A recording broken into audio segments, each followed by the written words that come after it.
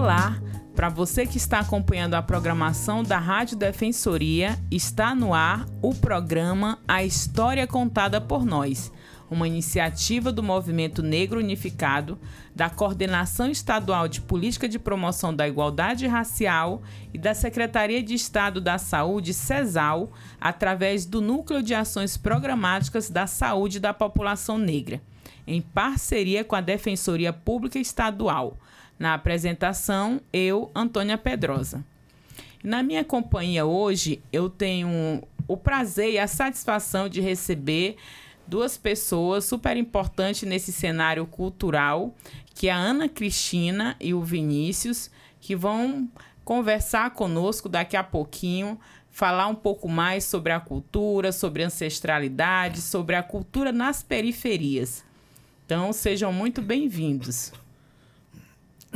É importante ressaltar que o programa A História Contada por Nós tem o objetivo de gerar protagonismo e visibilidade às chamadas minorias, que possuem suas vozes silenciadas e sem a oportunidade de ocupar espaços em que sua fala seja validada, assim como ser um lugar em que possamos conhecer o que tem sido feito em prol da igualdade racial, inclusão, combate ao racismo e qualquer tipo de preconceito, não apenas em datas específicas. Também não podemos esquecer do agradecimento especial ao defensor público Oleno Matos por propiciar esse momento único. Lembrando que você pode acompanhar e ter acesso ao programa pelas plataformas online da Defensoria Pública. Então, mais uma vez, Ana e Vinícius, sejam bem-vindos. Muito obrigado. Obrigada, Antônia. Então, o Vinícius Rocha Brasil, é artista, pesquisador, roteirista, cineasta, escritor e graduando em Geografia pela Universidade Federal. Vinícius é produtor cultural desde o ano de 2009 e trabalha com audiovisual desde 2010. E o currículo aqui do Vinícius é um currículo maravilhoso, né? Depois ele pode falar um pouco mais sobre. E é um jovem e já tem uma trajetória incrível nesse cenário cultural. A Ana Cristina Marques é coordenadora do Ponto de Cultura Casa da Mãe Preta, um espaço de valorização da cultura afro-brasileira e das tradições populares em Boa Vista, Roraima. É graduanda em antropologia. Ana Cristina atua como produtora cultural também, documentarista e articuladora de redes que fortalecem a economia criativa na região norte do Brasil. Então, ela também é a idealizadora do projeto Co-Criar BV, que é o coletivo dos criadores artísticos do setor de economia criativa em Boa Vista. É uma iniciativa que busca conectar artistas, produtores e fazedores de cultura, promovendo ações colaborativas, formações e intercâmbio que impulsionam a produção cultural local. Então, é uma bonita trajetória, né, Ana? A gente vai falar hoje sobre Ponto de Cultura Mãe Preta, ancestralidades e culturas periféricas em Roraima.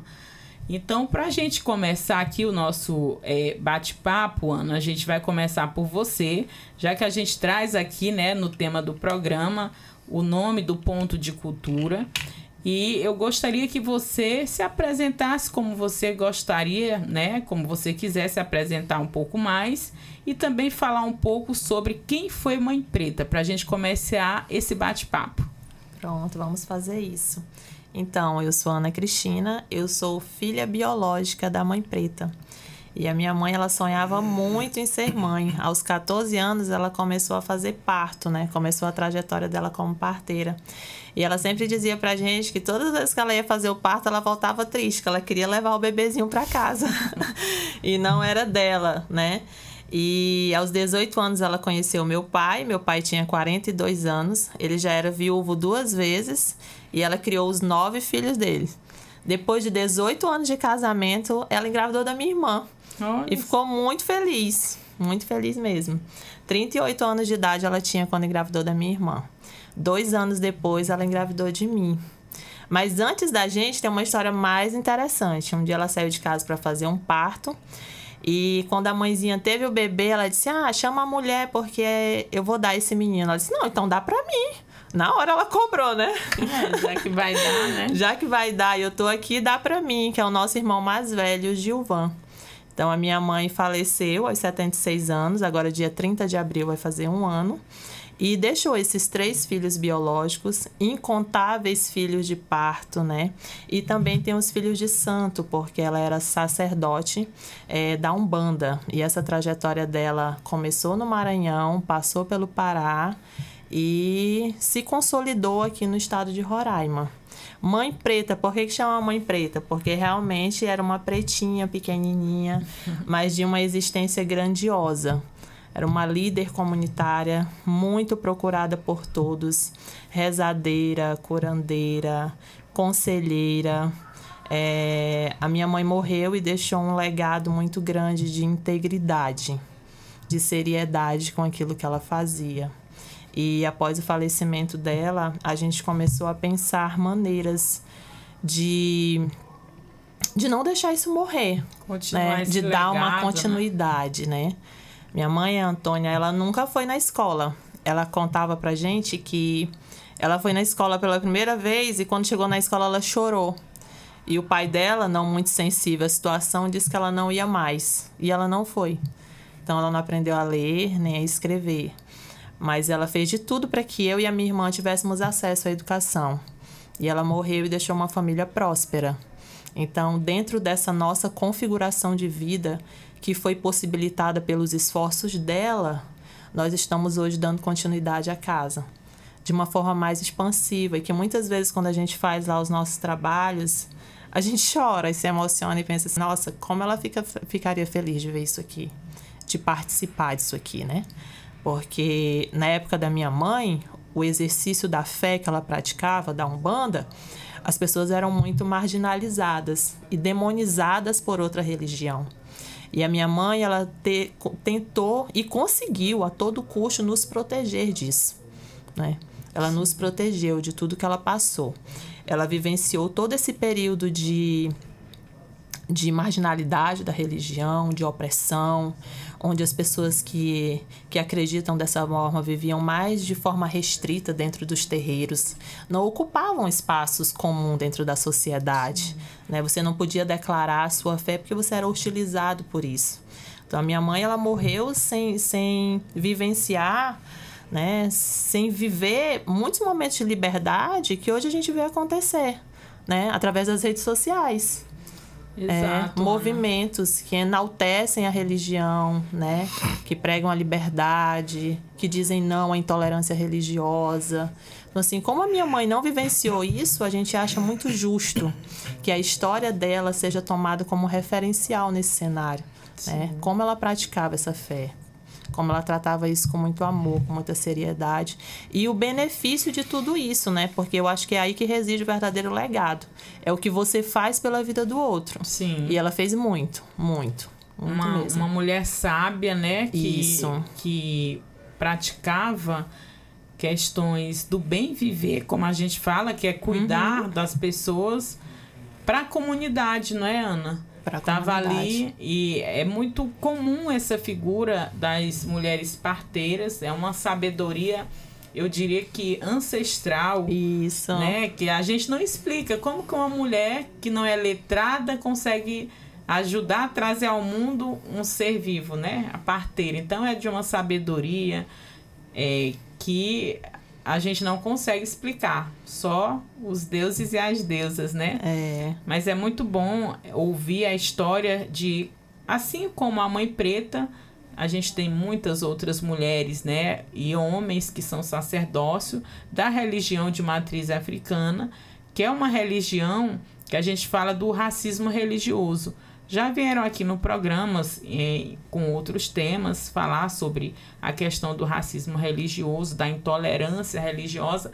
E algumas pessoas falam até que essa palavra intolerância não tem que a gente falar. A gente fala do racismo porque quem é o outro para dizer se eu sou tolerável ou não? Apenas tem que respeitar. Isso. Né? Então, por que a minha religião ela não é aceitável? E aí a gente vai, de novo, né, Ana, visualizar a estrutura racista que nós temos na nossa sociedade. E é por isso que essa religião ela foi demonizada, né? Ela foi criminalizada, assim como foi o próprio negro e a negra na nossa sociedade. Então, eu acho importante quando você traz a trajetória da Mãe Preta, que foi uma mãe, porque ela trouxe milhares, né? Sim. Dezenas, enfim, muitas pessoas ao mundo. E eu lembro que eu nasci com a ajuda de uma parteira.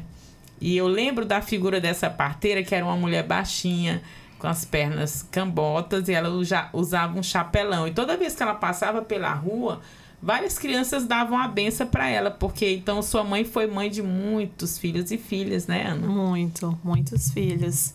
E assim, é interessante como esse cuidado, ele começa quando a criança é gerada, né? Eu tô grávida, eu tô começando a me sentir mal. Aí vem aquelas coisas da gravidez, né? Porque não tinha médico, não tinha pré-natal. Não, faz um chazinho, faz isso, Vem faz as aquilo. orientações. Aí a barriga cresce, o menino tá torto, tem que ir na parteira que é pra ajeitar o menino que tá atravessado. Sim. Minha mãe sempre contava com muita tristeza casos em que ela não conseguia e já viu mães falecerem, porque precisava passar por um procedimento cirúrgico e não tinha. Às vezes, quando chegava na cidade, a mulher num carro, tipo carro pau de arara mesmo, jogava a mulher lá de qualquer jeito e corria para a cidade às pressas e não resistia. E essas histórias, elas são tão reais e elas não são tão distantes que elas estão na nossa vivência, né? Eu lembro que a minha mãe conta que no segundo filho ela teve muita dificuldade para ter o meu irmão e era parteira. E aí a parteira fez uma promessa. Então a gente vai lidando com esse sincretismo, com essa fé que move, né? E que é tão bonito assim de ver. E aí o meu irmão foi chamado de Francisco, né? Justamente porque a parteira viu que estava muito difícil. Então se apegou vai à fé, recorrer, né, à fé e, enfim, para salvar, né, aquela mulher, aquela criança. Mas são histórias muito próximas, né? É, justamente isso. Aí daí nasceu, eu acredito, no Mãe Preta pra lá, Mãe Preta pra cá. Aí depois veio a Umbanda com outros filhos, aí vieram os filhos, né, os filhos de sangue, né, que são poucos. O sonho dela era ter mãe, mas ela só teve 2 e teve esse filho adotivo que pra ela, nossa, hoje quando ele vai lá em casa a gente sempre chora abraçando ele, porque é o amor da vida dela. E as parteiras normalmente, né, eram chamadas de mãe. Isso mesmo. Porque hoje é uma figura que quase não se vê mais, né? Então vai se perdendo essa... Eu não diria que é passado de mãe para filha, né? Porque eu acho que é um conhecimento muito mais profundo. Porque, na verdade, essa prática ela se justificava pela ausência da saúde pública, né? Hoje a gente já está mais próximo desses recursos. Por exemplo, aqui em Boa Vista, a cidade é pequena. A mulher, por mais que ela sinta dor num bairro bem afastado, tem a maternidade. Mas, Ana, quando eu falo assim, por exemplo, apesar da ausência, não era toda mulher que tinha sabedoria para ser parteira. Não tinha. É por isso que eu falo que tem algo além, né? Então, a Mãe Preta... É como se fosse um chamado, né? A minha parteira, que era a Mãe Morena, a gente chamava Mãe Morena, então a gente... ia, né, denominando dessas maneiras. Então, é um chamado, como você falou. Era uma figura de grande importância na comunidade, né? Quem é a parteira dessa região aqui? Sim. Nesse lugar aqui tem a fulana, chama ela. Não ganhava dinheiro, né? Mas eu lembro que a minha mãe, ela tinha muitos problemas para dormir. E muito disso eram consequências de toda uma vida. Porque quando a gente quer nascer, não tem a hora, não tem o dia. Então, muitas vezes, batendo lá na porta, não tinha celular, preta, né? Porque fulana tava com dor e lá ia minha mãe, né? E sabe Deus até que horas ia durar aquilo ali, né? Porque a mulher, ela passava por um processo de parto muito doloroso. E de uma forma muito imprevisível, porque não tinha acompanhamento médico. Você estava lá, mas não sabia o que ia acontecer, né? O apego era a fé e o conhecimento tradicional mesmo, a espiritualidade nesses momentos. E ela passou pelo Maranhão, pelo Pará. Quando nós chegamos em Roraima em 1998, a minha mãe ainda fez partos aqui. Olha só. Né? Ainda fez partos aqui. 27 anos atrás, né? Isso, ela ainda fez partos aqui. E aqui ela abriu o terreiro dela, que chamava-se Terreiro de Santa Bárbara, né? E teve muitos filhos. Tem filhos de santo dela hoje que tem casas, inclusive eu e o Vinícius, a gente foi fazer um trabalho lá, porque a gente pretende fazer um documentário sobre a vida dela, né? Para mostrar o legado que ela deixou, né? Só aqui em Roraima tem 3 casas, né, de mãe de santo, que são filhas da minha mãe. Olha só. Né? E aí, com o falecimento dela, a gente buscou essas pessoas para documentar, para contar a história, né, para registrar isso. E a casa, que era onde funcionava o terreiro da minha mãe, a gente trouxe uma nova configuração. Eu já trabalhava, né, na parte da cultura, mas mais ligada à economia criativa, desde 2013, quando eu passei num concurso para artesã e trabalhar no CAPS AD. O que é algo novo, né? Quando eu passei nesse concurso, as pessoas perguntavam, mas artesã na saúde, o que artesã faz? Porque depois da reforma psiquiátrica... Como se fosse uma terapia ocupacional, exatamente. Né? Depois da reforma psiquiátrica, vieram os CAPs, né? E aí precisava-se de uma equipe. Em 2013 foi feito esse concurso. Interessante. Aí lá estávamos nós. E trabalhei 7 anos no CAPS. Né? E a minha mãe sempre apoiando e aprendendo com ela. E aí, com o falecimento dela, a gente pensou, não vamos fechar essa casa, não vamos vender essa casa, vamos fazer algo que representa ela. Mas aí, Ana, você, nem sua irmã, nem seus irmãos, nenhum se tornaram, digamos... Nós não somos filhos de santo, não. Né? Nós não temos essa herança espiritual. Justamente porque a minha mãe, ela nos protegeu disso. Ela sempre trouxe pra gente uma fala de que essa era uma missão dela. Só dela. Então, nós ficávamos ali só sendo uma rede de apoio. Nem o meu pai.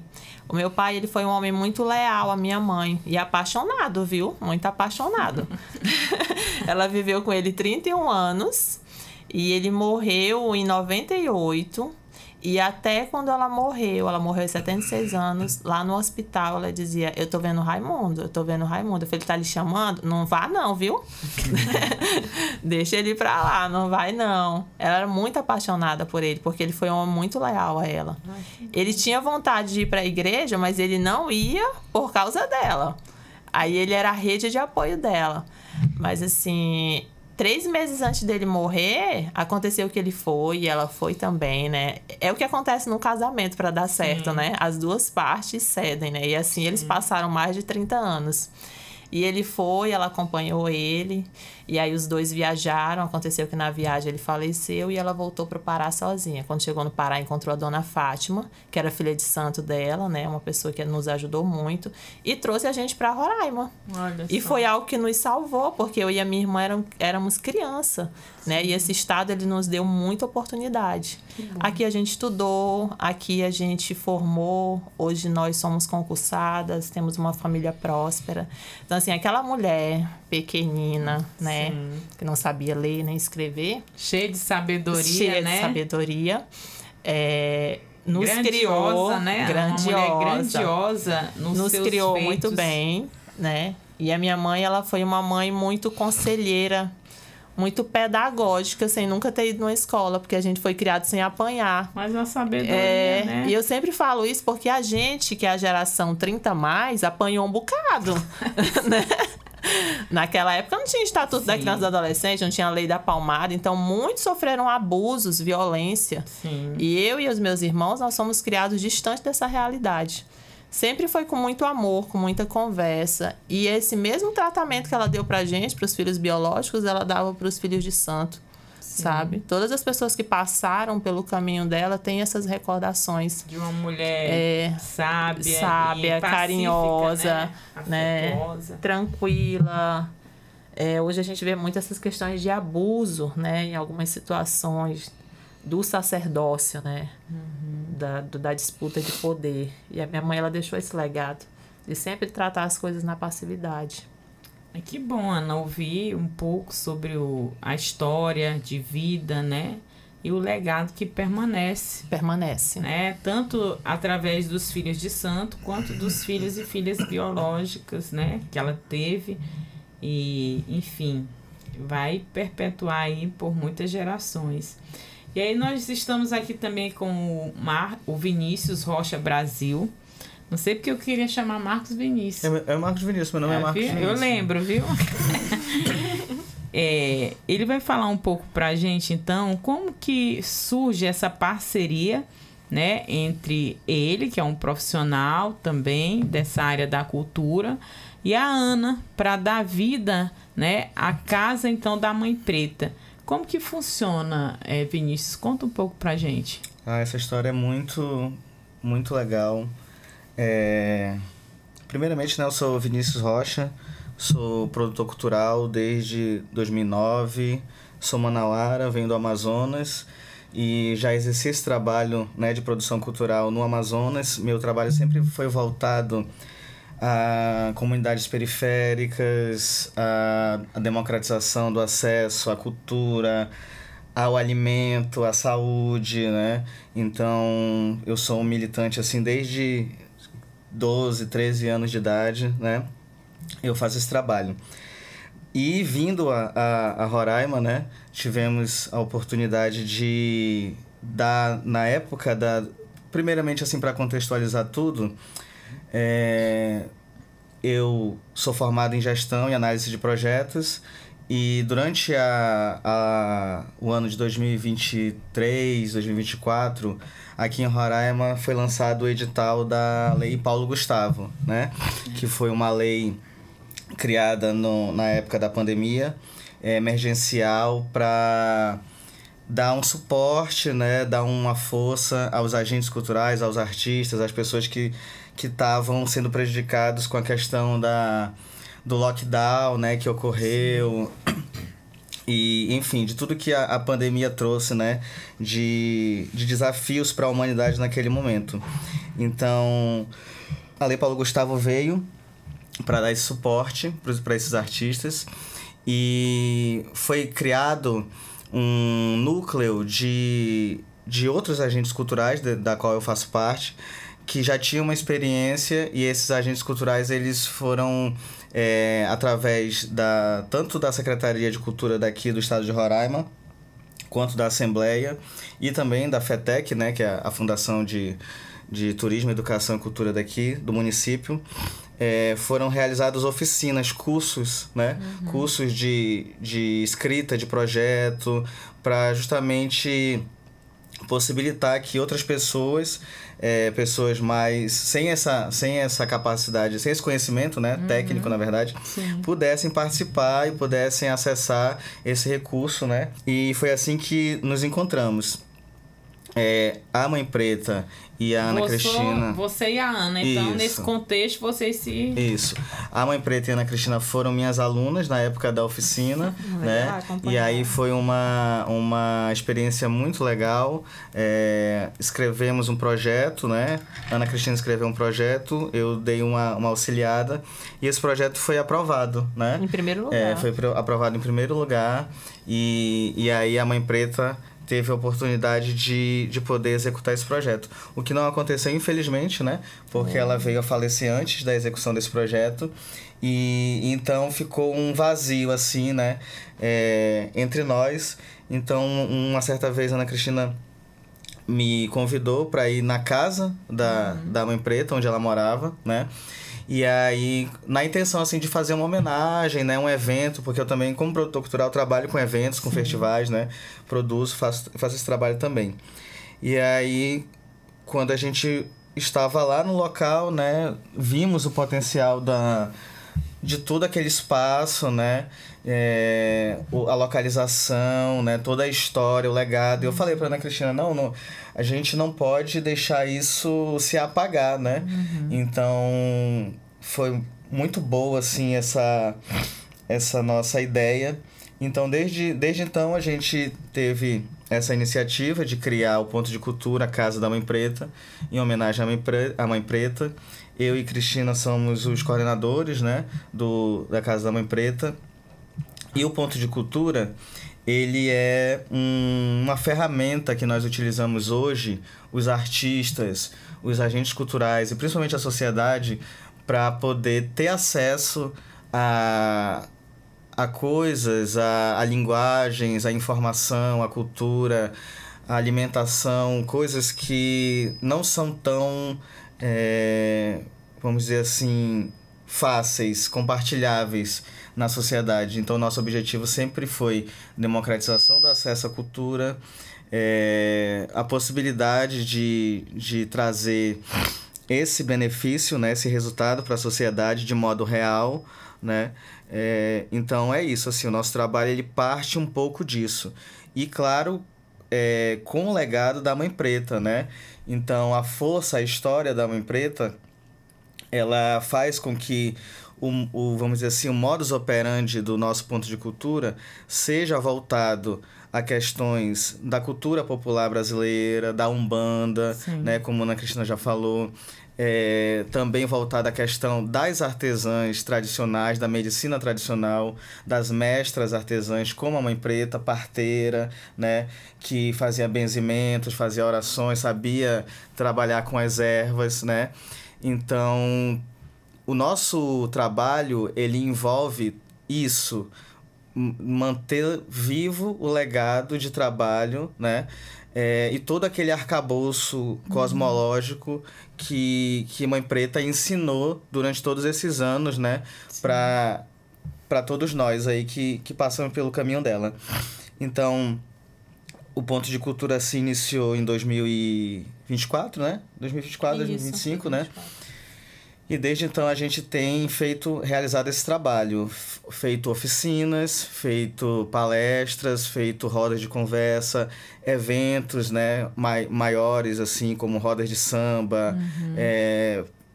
E aí, isso tudo para poder potencializar aquele espaço, para transformar aquele espaço num ponto de referência para a sociedade de Boa Vista, né? Para a periferia de Boa Vista. O espaço é localizado em área de periferia, no bairro Alvorada, né? Que é considerado periferia. Sim. E é justamente essa a nossa ideia, possibilitar com que essas pessoas que não têm tanto acesso, elas possam ter também esse caminho, essa opção de poder também ver, de poder experimentar, de poder ler, de poder também se informar, né?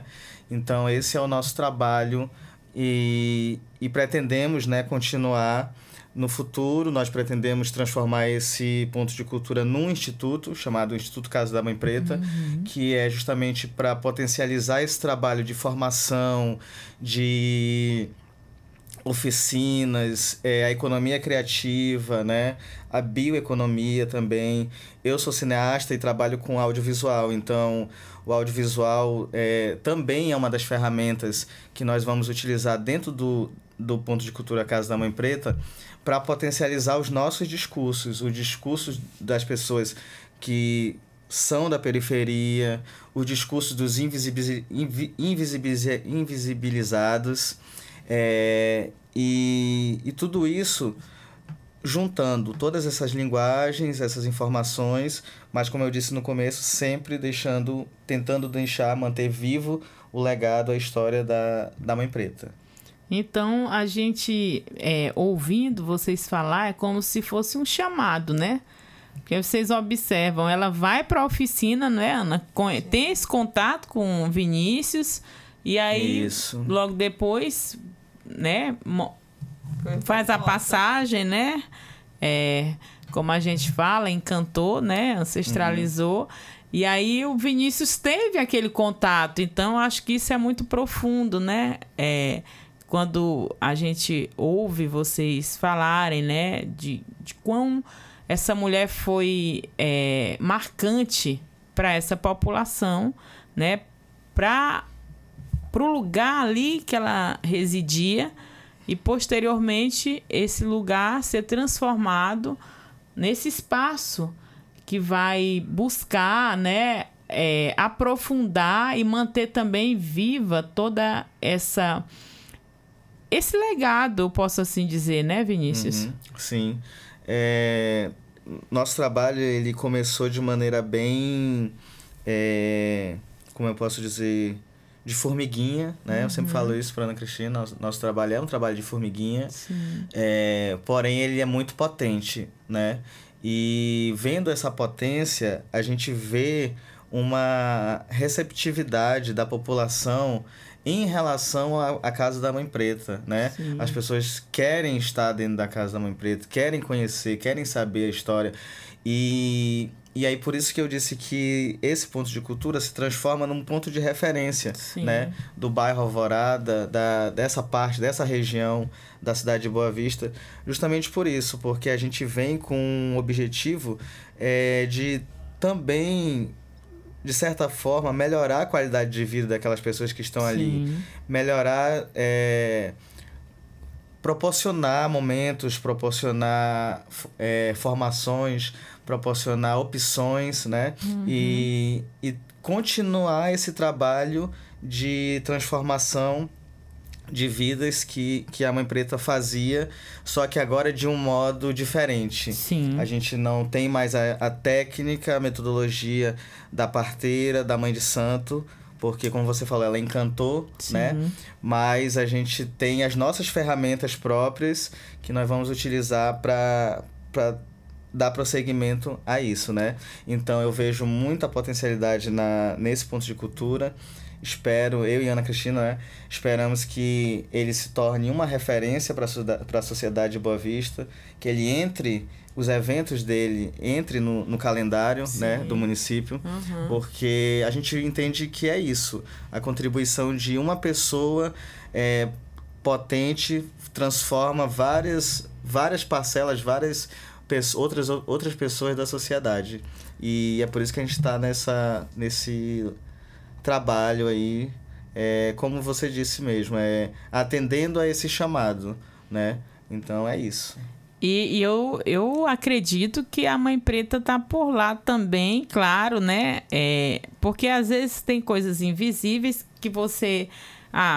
presencialmente você não está ouvindo, mas você vai tendo a sabedoria, vai desenvolvendo. Sim. Então, como você disse, começaram com algo simplório e a cada dia vocês visualizam uma potência muito maior daquele lugar, né? A energia que a adesão das pessoas, a vontade de querer participar. Então, a gente vai vendo que a gente nunca está sozinho, né? Então, vocês com certeza estão tendo, sim, o acompanhamento, o discernimento e a sabedoria que, de alguma forma, vai sendo repassada para vocês.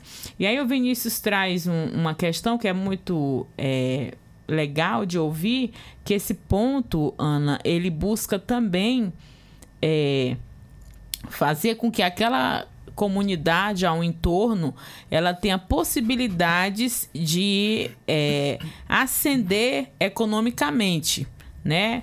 Enfim, e aí você a idealizadora também do coletivo de criadores artísticos, né, da economia criativa.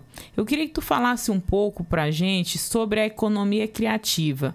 Como que vocês pensam em potencializar essa diversidade para as pessoas que podem ou que quiserem conhecer a Casa da Mãe Preta?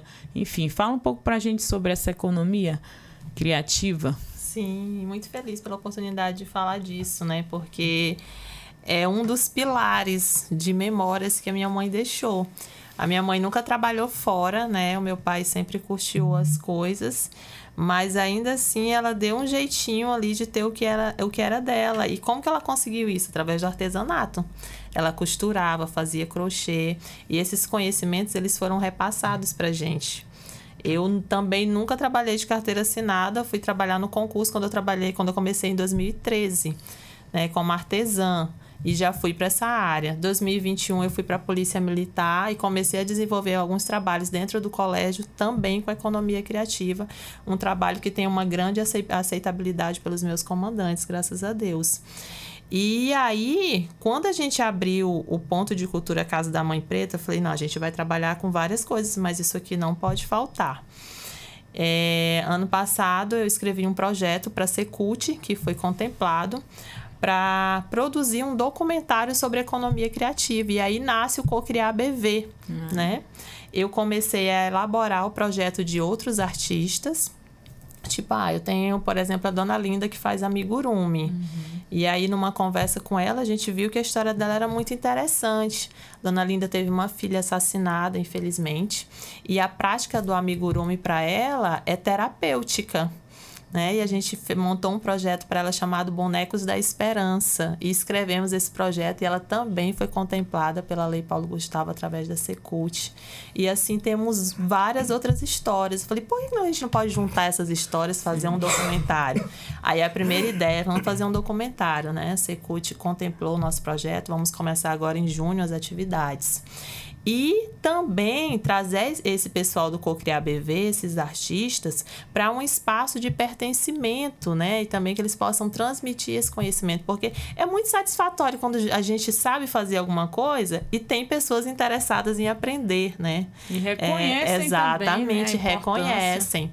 E aí agora, nesse sábado passado, dia 12, nós iniciamos esse projeto, que é o Ponto a Ponto Chá de Memórias. Aconteceu lá na Casa da Mãe Preta.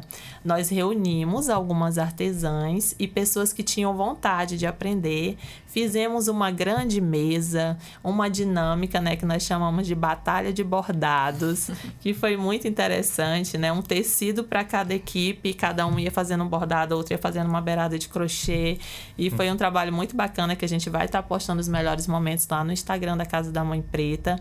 E dali já nasceram várias ideias. Outros vai sempre... Tipo, agora vamos fazer assim, eu sei amigurumi, essa daqui sabe o bordado. Vamos fazer por temas? No dia das Mães? Não, um domingo antes do Dia das Mães, porque a gente já faz uma peça pra gente e pra nossa mãe ou pra nossa filha, né? E aí a ideia já tá, né? Já tá fluindo. Tá no forno já. Exatamente, já tá no forno, já estão buscando aí os nossos parceiros, né? E o intuito da casa é esse, Antônia. Nós estamos numa comunidade periférica, onde tem muitas mulheres, né, que precisam desse apoio, que já fabricam algo, mas que não sabem comercializar. Elas são muito boas com a agulha, com o fazer, mas com a questão de operacionalizar, né, de divulgar, de comercializar, ainda tem muita dificuldade. Então, nosso trabalho é colocar essas mulheres em evidência, né? Fortalecer o trabalho delas. Nos propomos também a ajudar, né, na produção dos projetos para que elas possam concorrer nessas leis de incentivo à cultura. Nós já fazemos isso, né? E nós já temos mulheres premiadas. Nós temos lá a Ângela, que é cadeirante. Ela conseguiu o prêmio de artesã em 2º lugar. Ela trabalha com pintura, né? É uma parceira da casa. Então, são pessoas que anteriormente estavam no anonimato. Sim, né? E que a gente tá, né, dessa organização. Isso, e a gente tá mostrando o trabalho delas. No bloco de carnaval que a gente fez lá, as pessoas que foram puderam ver. Tinha uma feirinha de economia criativa logo na entrada. Ninguém ali pagou nada para estar naquele lugar. As pessoas foram lá, mostraram o seu trabalho, comercializaram. E esse é o nosso propósito, sabe? Sempre que a gente for fazer nossos eventos, vai ter a feirinha de economia criativa, vão ter lá os nossos parceiros, porque a nossa missão é que várias pessoas sejam beneficiadas, sabe? Cada um leve que é seu, mostre seu trabalho, comercialize. Que seja uma casa de apoio. Sim. Uma casa onde as pessoas tenham a sensação de pertencimento. Eu sempre costumo dizer que lá ninguém nunca vai pagar para entrar, que é casa de mãe. Casa de Quem mãe, é que pode entrar? Pode entrar todo mundo, porque Sim. a mãe que ama, e a minha mãe verdadeiramente amava os seus filhos, aceita os filhos do jeito que é. Sim. Então, o que a gente pede é somente respeito, né? Vamos respeitar essa casa, vamos estar sempre alegres, evitar conflitos, conduzir as coisas de uma forma harmônica, de que forma que todo mundo seja bem-vindo. Sim. Nessa oficina que a gente fez, do Ponto a Ponto, tinham pessoas de vários credos lá, sabe? E foi um trabalho muito interessante, sentou todo mundo junto e conversou, brincou, no final teve um lanche, muitos registros e muitas ideias, eu quero vir de novo, e a intenção é essa. Porque acho que essa é a ideia, né, Ana? Para além de todo esse legado, o respeito que deve acontecer entre ambas as Sim. pessoas, respeitando seus credos, seus posicionamentos ideológicos, sem fugir também da discussão, porque é uma melhoria de vida em comunidade, né? Sim, exatamente. E é um legado muito forte que a minha mãe deixou, Antônia. Durante muito tempo eu fui evangélica e a minha mãe era mãe de santo. Sim. E a gente nunca entrou em conflito por causa disso. Ela respeitava o meu posicionamento e eu respeitava ela. Sim. Eu chegava da igreja, eu ia já lá pro salão dela, ajudar ela a despachar as comidinhas dela, né? E ela fazia as minhas roupas para ir para a igreja, me apoiava, né? Depois, quando eu decidi sair, ela me apoiou da mesma forma. Quando ela fechou o salão ainda em vida, porque as condições de saúde já não permitiam, estávamos lá para se apoiar. E a casa, ela traz essa mensagem, né? Eu te compreendo, eu te respeito, nós somos uma família. Isso. Né? E eu acho que é isso que falta um pouquinho nas famílias, né? Sim. E a gente quer trazer essa mensagem constantemente, né? Que se torne referência. Né? Eu te respeito, eu te aceito. Isso, e também me respeita. Vamos viver todo mundo em paz. Eu acho que essa mensagem, né? Que com certeza a Mãe Preta queria que vocês seguissem passando para as pessoas. Vinícius, e eu queria que você falasse também um pouquinho mais sobre a tua trajetória, né? Eu vi aqui que tu já atuou em diversos espaços e também tem muitos projetos em andamento. Se você quiser falar um pouco sobre alguns projetos desses que, enfim, tem outros pontos de cultura em alguma outra oportunidade, pode voltar aqui com outro representante, por exemplo, do Ponto de Cultura Ulisses Manassas, né? Para a gente fazer esse bate-papo também. E aí, se você quiser falar um pouquinho mais do apanhado do que tu tem feito e o que está em andamento, para a gente já ficar esperando, né? Sim, ótimo. Bom, só para contextualizar, meu trabalho como produtor cultural começou quando eu era criança, né? E eu era da igreja também, evangélica, né? E a gente fazia um festival de pizzas, né? Que eram umas pizzas que a gente fazia e vendia para arrecadar fundos para a construção da igreja, né? E aí, quando a igreja foi construída, né? Os festivais continuaram rolando e tal. E eu era uma criança muito atenta e eu via filas, formavam filas, né? Isso eu morava em Manaus. Formavam filas para comprar aquelas pizzas que a gente vendia por R$10, assim, pizza grande, né? Sim. E aí as pessoas iam... Aí depois a gente começou a perceber que as pessoas basicamente no domingo iam jantar lá na igreja, entendeu? E aí chegavam pessoas... Aí teve uma situação de que uma criança chegou comigo com R$2, assim, né? Na época, e perguntou se eu... Uma criança assim, bem, né? Lá do bairro e tal, pobrezinha. E aí ela perguntou se ela podia comprar pizza por R$2. E aí eu falei na época com um grande amigo meu, né, que era o dirigente da igreja, que também é um grande produtor cultural. E aí ele disse assim, não, a gente já chegou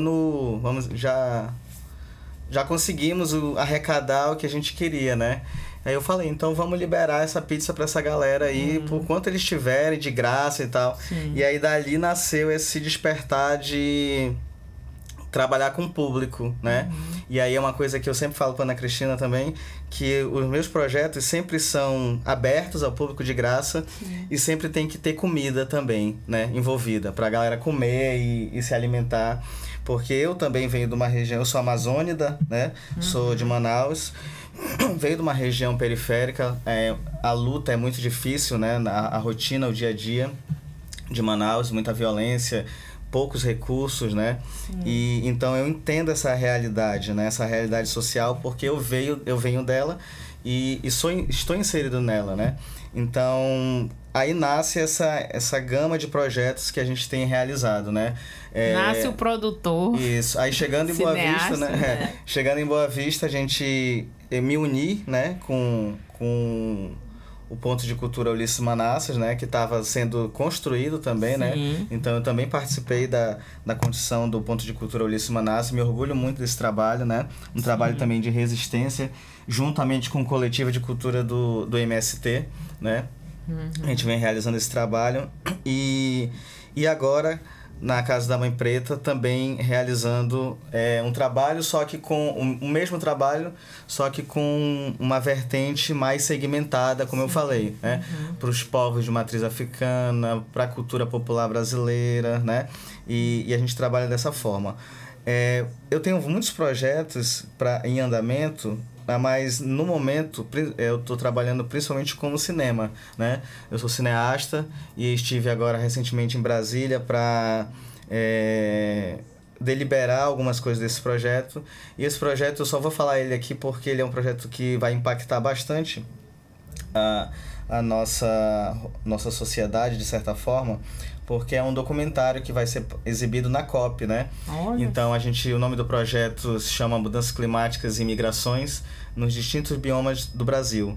Ou seja, nós vamos, Em primeira mão, hein, gente? Em primeira mão mesmo. Eu filmando, vou em expedições junto com a equipe da UNB, do Ministério da Saúde, e aí a gente vai nas comunidades indígenas, nos diferentes biomas do país, coletamos imagens, fazemos oficinas, perguntamos o que mudou devido a essas alterações do clima, e aí nós estamos fazendo um grande aparato de depoimentos e de imagens para apresentar isso na COP30, que é a Conferência das Nações pelo Clima, né?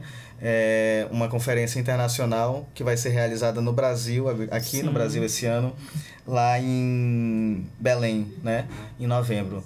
Então esse é o projeto no qual eu estou me dedicando agora, no momento, estou fazendo essas viagens, indo e voltando, por causa disso.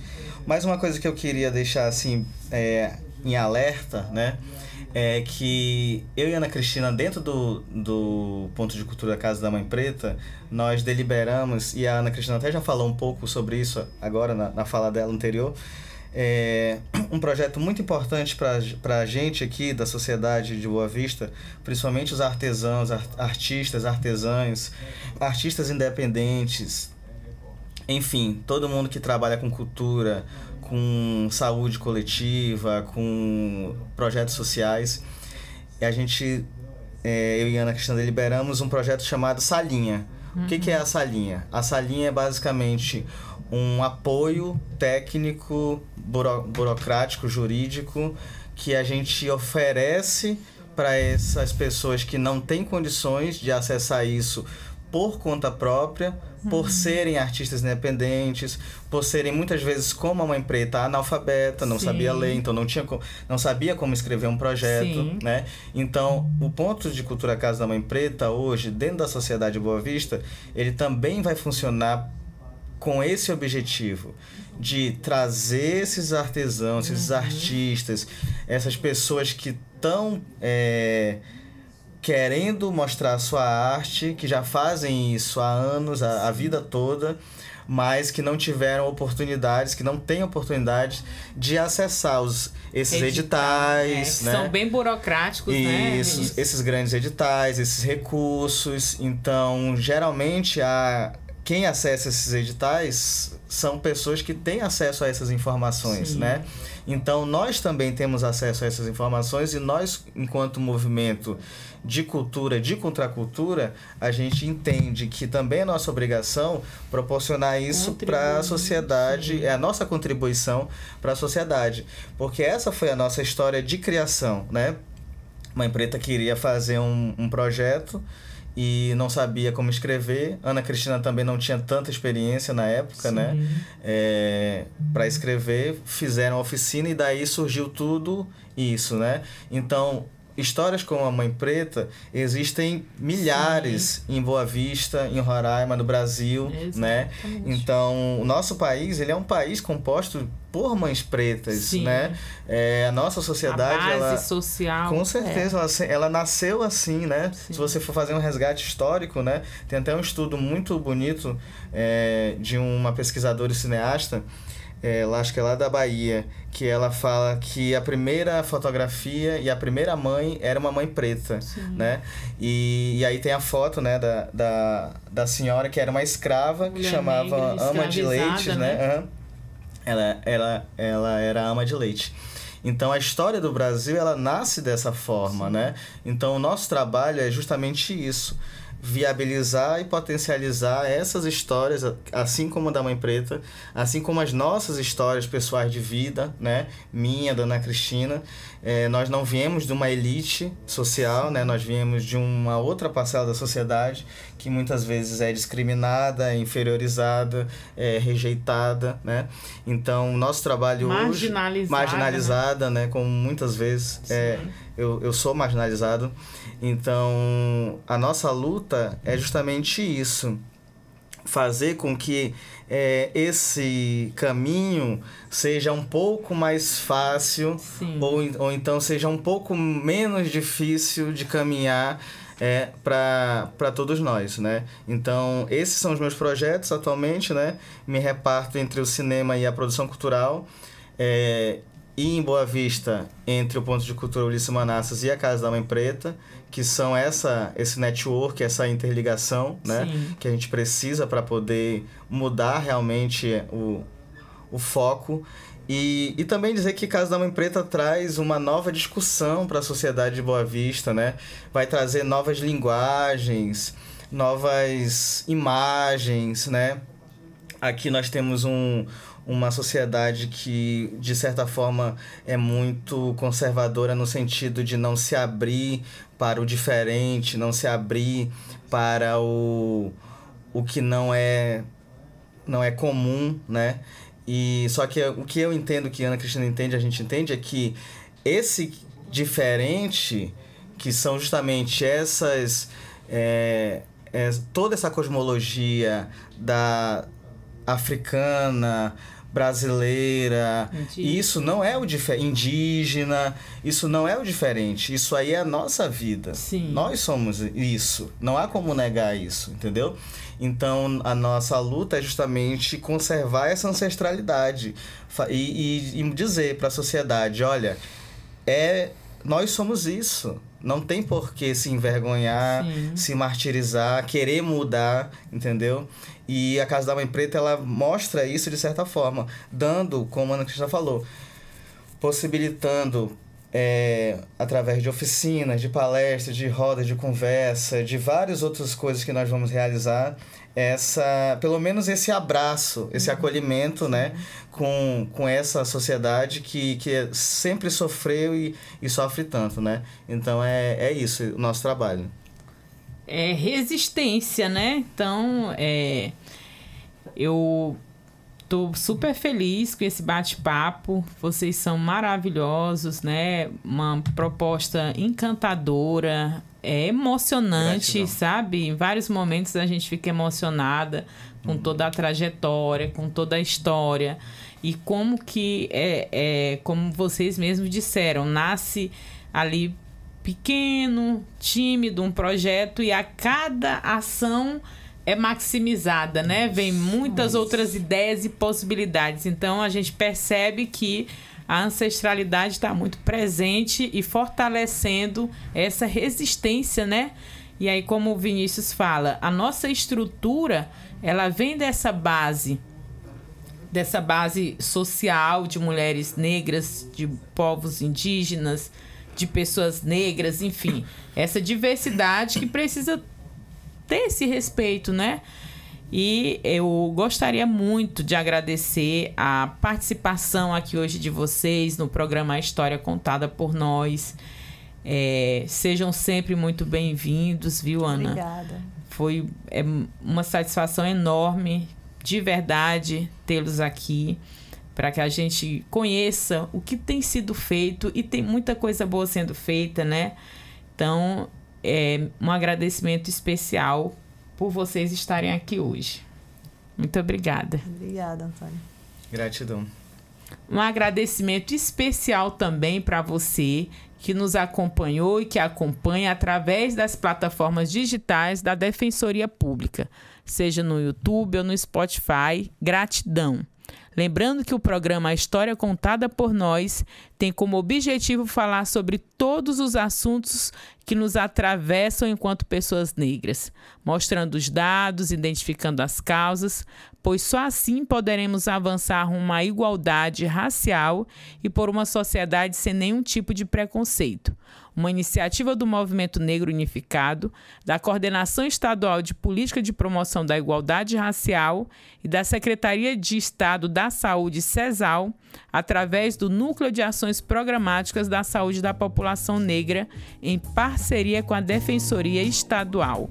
Até a próxima. Afroabraços!